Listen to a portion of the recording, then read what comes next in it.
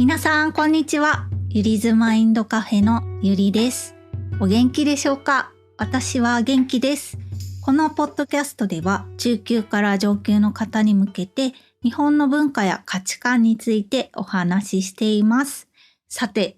皆さん、日本では今結婚した人の4人に1人がマッチングアプリで出会っているってご存知でしょうか？今日のテーマは日本人の恋愛です。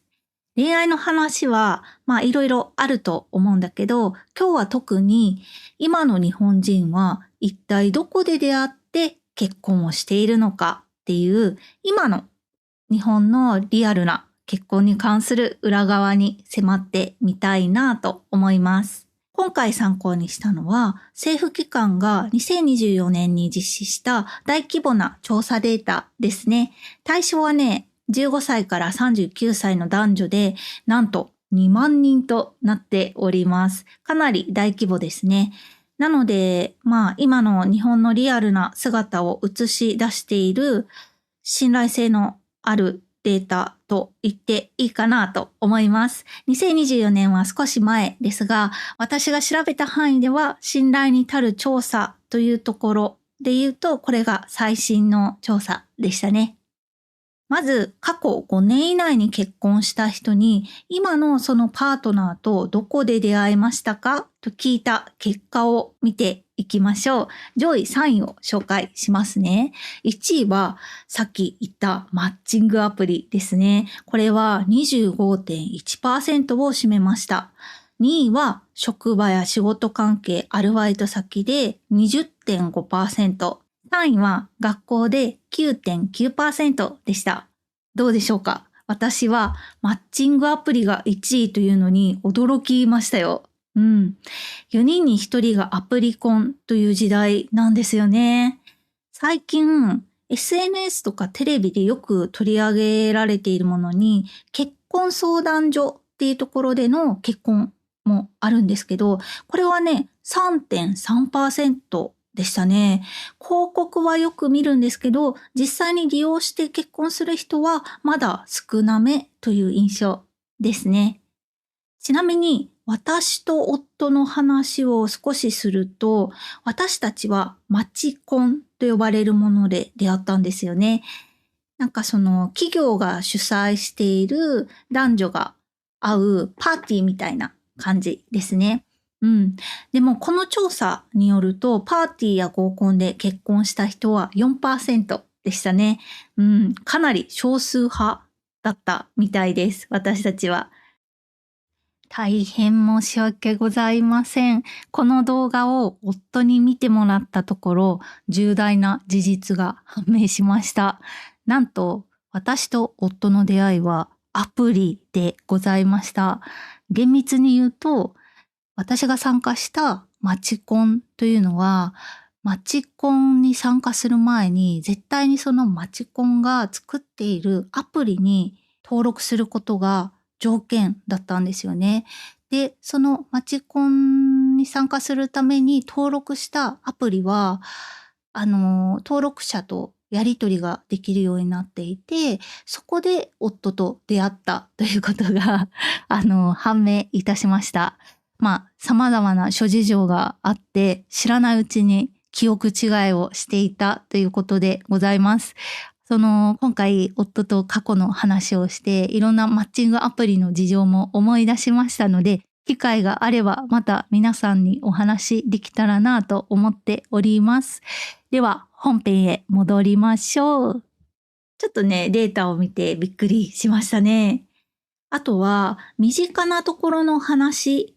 って言うと、私の友人の多くは学校とか職場で出会って結婚をしていますね。ただ彼女らはほとんど5年以上前に結婚しているので、今回のデータと少しズレがあっても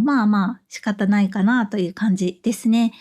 でも最近婚約した知り合いの人は結婚相談所で出会ったって言っていましたし、先日26歳前後の女性と話す機会があった時も、話した内容が、今度マッチアップで会った人と2回目のご飯に行くみたいな感じの内容だったので、そういう話をした覚えがありますね。周りの話を今聞いてみると、少しずつね、恋愛の仕方というのも変わってきているんだなと感じますね。もう一つ、夫の周りを見てみるとどうかというと、夫の周りは今でも職場結婚が多い感じがします。夫の会社はね、割と大きくて人の数が多いんですよね。社内での出会いの数ってやっぱりそうなると多くなりますよね。なので、そういう職場だと、そういう職場での恋愛結婚みたいなものもまだまだ根強く残っているのかなという印象をね、私は受けましたね。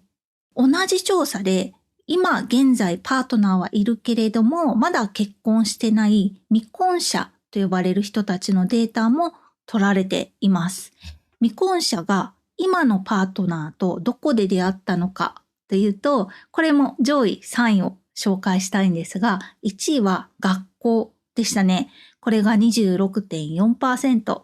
2位はマッチングアプリで 17.6%。3位が職場とかアルバイトね。で、これが 17.4% でした。ちょっとね、これだけ見ると、既婚者のデータとは結果が違いますよね。でも、ここは少し注意が必要で、未婚者の中には高校生とか大学生っていった、そもそもね、まだあまり結婚を真剣に考える年じゃない人もたくさん含まれていますよね。なので、学校で出会ったという人が多いのは、単に若い人が多いからという理由も考えられますね。多分ね、このデータを取った人も同じことを思ったんだと思いますが、日本で最も結婚が多い年齢層っていうのが23歳から30歳みたいなんですが、その年齢の幅の未婚者に限ったデータもありました。これが面白いんですが、この年齢層に絞ると、今のパートナーと出会った方法というのは、1位はマッチングアプリにやっぱりなったんですよね。これが 25.3%、2位が職場で 19.8%、3位が学校で 17.6% という感じで、並びがね、変わるんですよね。つまり、結婚を具体的に意識し始める世代っていうのに限って言うと、交際中の人たちもマッチングアプリで出会っている人が一番多いみたいですね。既婚者のデータも似たような感じだったので、まさに今の日本の恋愛のトレンドはマッチングアプリと言い切って良いという感じですよね。これは私的にはすごく大きな変化だなと思うんですけど、皆さんはどう思いますか？なんというか、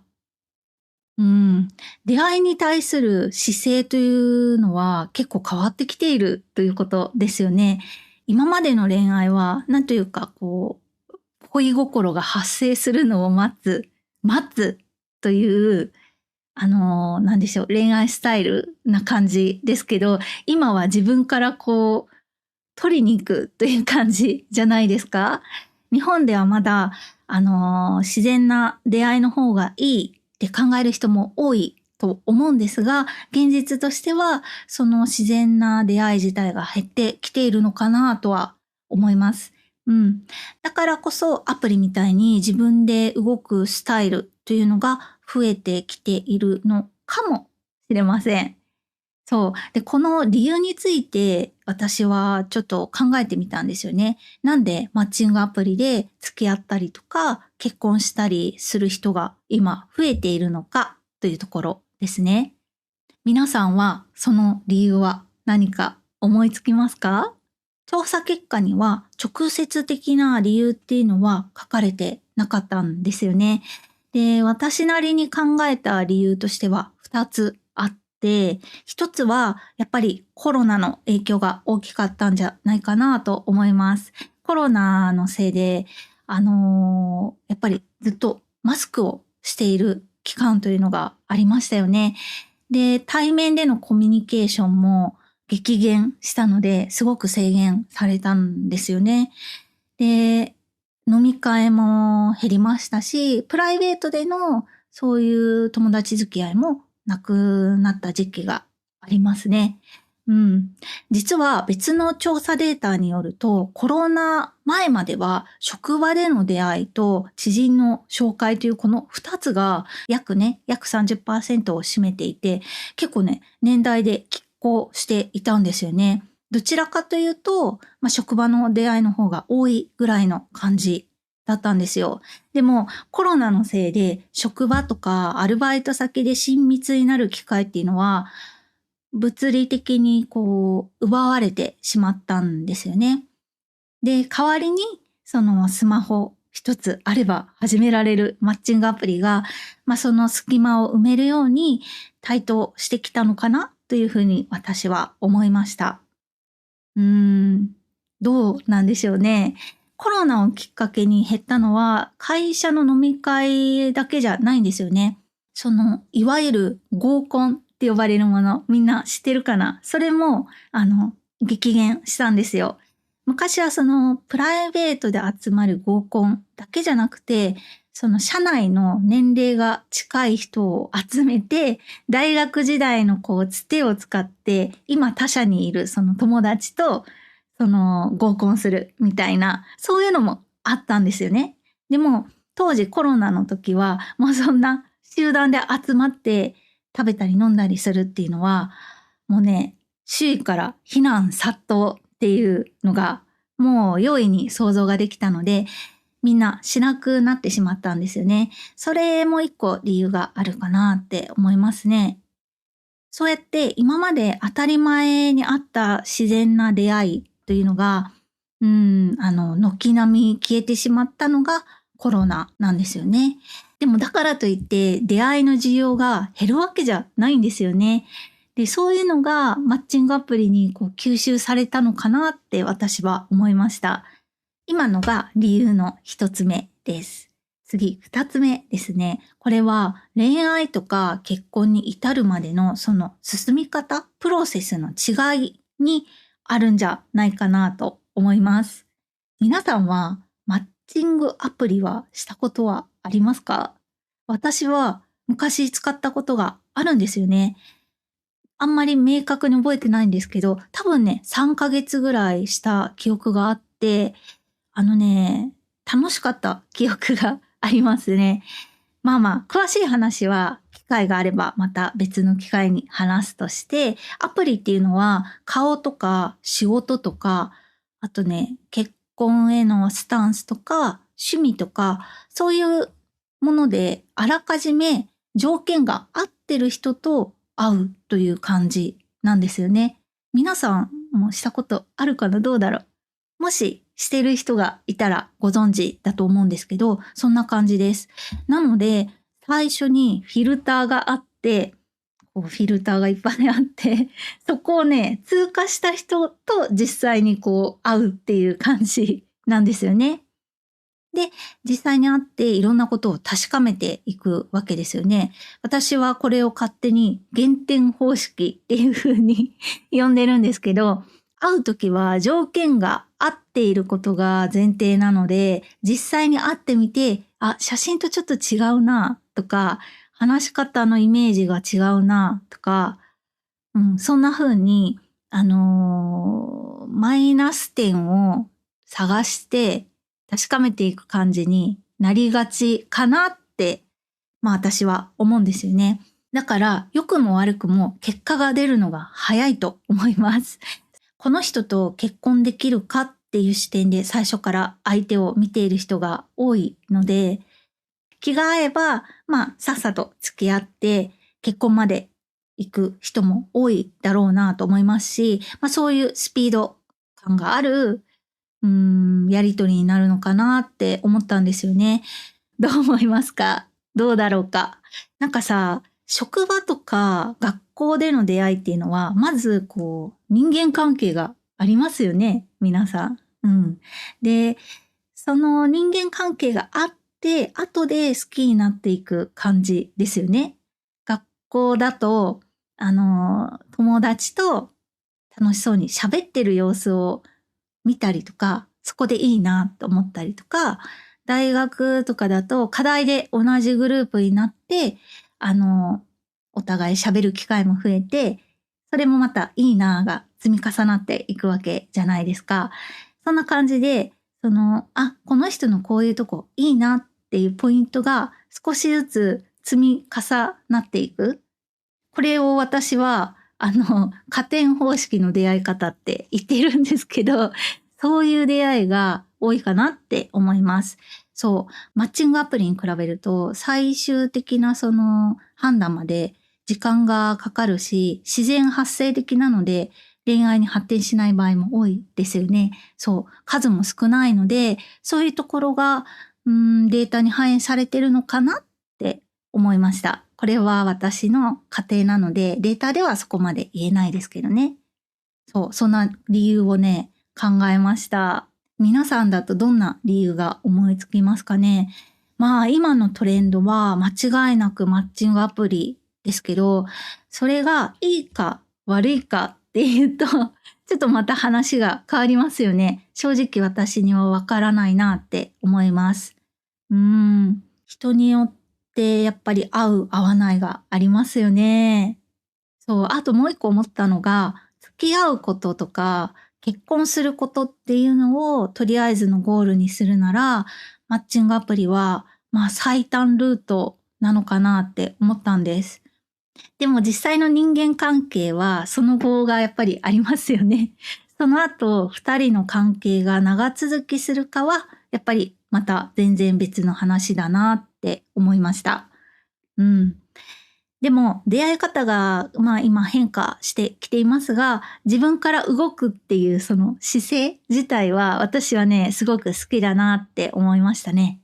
さて今日は日本人の恋愛、その中でも最新の出会い方について、その裏側についてお話をしましたが、いかがでしたでしょうか。皆さんの国の出会い方は今何がトレンドですかね。国によっては今でも家族とか友人からの紹介が主流っていうところもあるんじゃないかなって私は思ってるんですけど、どうでしょうか。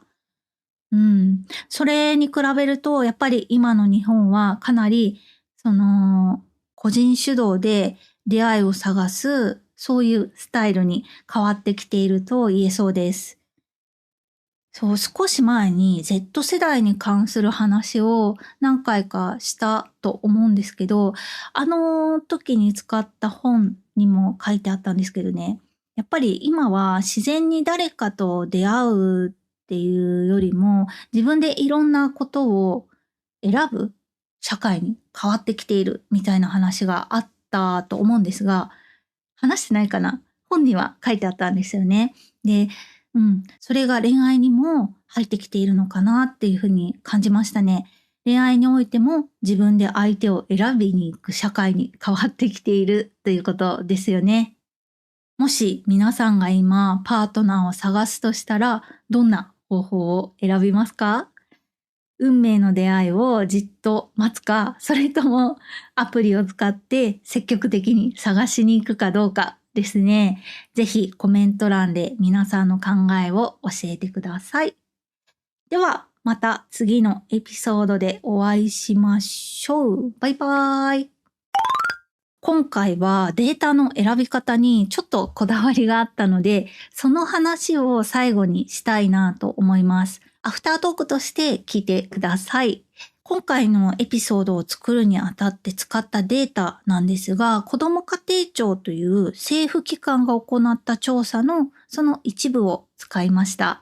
恋愛とか夫婦関係における調査っていうのは、有名なとこだとリクルートとか、他のブライダル系の有名な企業も結構ね、行っているんですよね。でも、やっぱりどうしても企業の思惑というのが入りがちなので、今回はね、このデータを使ったんですよね。